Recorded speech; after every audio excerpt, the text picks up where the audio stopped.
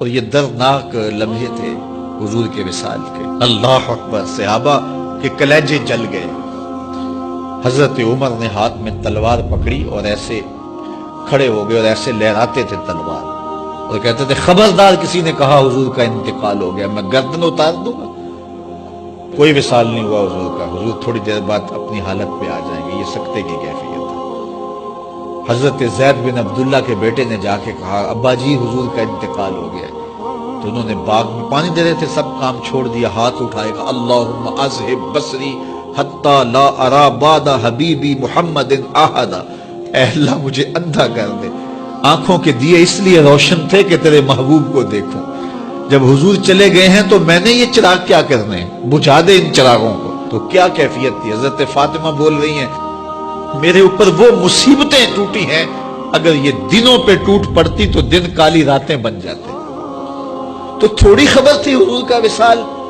اچھا جب یہ کیفیت تھی صحابہ کی اس نازک موقع پہ، چونکہ منافق اندر ہی ہوتے ہیں، تو منافقوں نے ایک کھیل کھیلا، وہ صحابہ میں پھیل گئے اور کہنے لگے واہ واہ حضور کے دم سے رونقیں تھیں، مسجدیں آباد تھیں، سجدے تھے، قرآن کی تلاوت تھی، اب کس نے نماز پڑھنی ہے میاں، اب کس نے روزہ رکھنا ہے، اب کس نے زکوٰۃ دینی ہے، اب کس نے حج کرنا ہے، ختم کہانی ختم کہانی، یہ بات کرنی شروع کر دی۔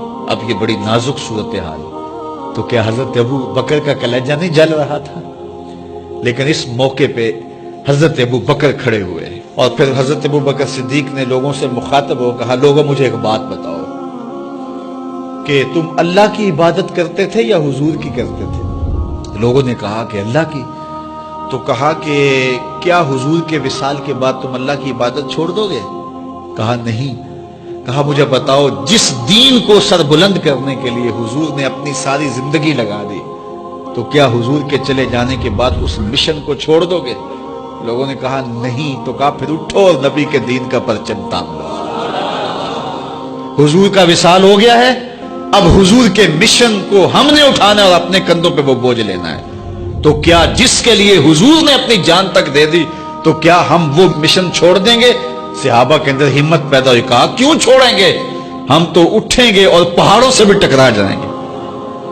تو یہ وہ موقع تھا جس موقع کو سنبھالا حضرت ابو بکر نے۔ منافق تو چال چل گئے تھے، صحابہ پر صدموں کے پہاڑ ٹوٹ رہے تھے، ساری ذریت اسلام ساری زندگی جو ہے وہ تعریفیں کرتی رہے، مدح و ستائش کرتی رہے، ابو بکر صدیق کا یہ حق نہیں ادا ہو سکتا۔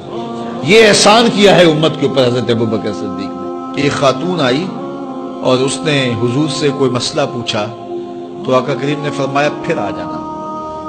تو اس نے کہا اگر میں پھر آؤں اور آپ نہ ملیں، اس کا مطلب یہ تھا کہ آپ اس دنیا سے کوچ کر گئے ہوں، تو پھر تو فرمایا میں نہیں ملوں گا، ابو بکر تو ملے گا نا۔ تو علماء نے کہا یہ خلافت کی طرف اشارہ ہے۔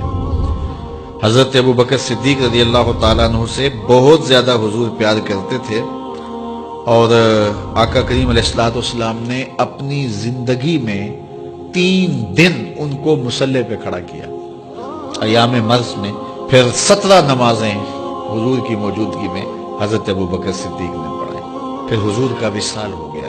فرمایا حضور علیہ السلام نے انت صاحبی فی الغار و صاحبی علی الحوض، اے ابو بکر تم غار میں بھی میرے ساتھی ہو اور حوض کوثر میں بھی میرے ساتھی ہو۔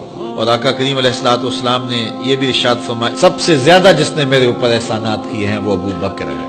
حضور نے فرمایا کسی کے مال نے مجھے اتنا نفع نہیں دیا جتنا ابو بکر کے مال نے دیا، جتنا ابو بکر کے مال نے دین کو، اسلام کو، میرے کاز کو نفع دیا ہے، میرے حضور نے فرمایا اتنا کسی کے مال نے نفع نہیں دیا۔ اللہ اکبر۔ فبکا ابو بکر، تو جب یہ بات حضور نے کہی تو ابو بکر رونے لگے۔ وقال ما انا ومالی الا لک، حضور میں بھی آپ کا ہوں، مال بھی آپ کا ہے۔ اللہ اکبر۔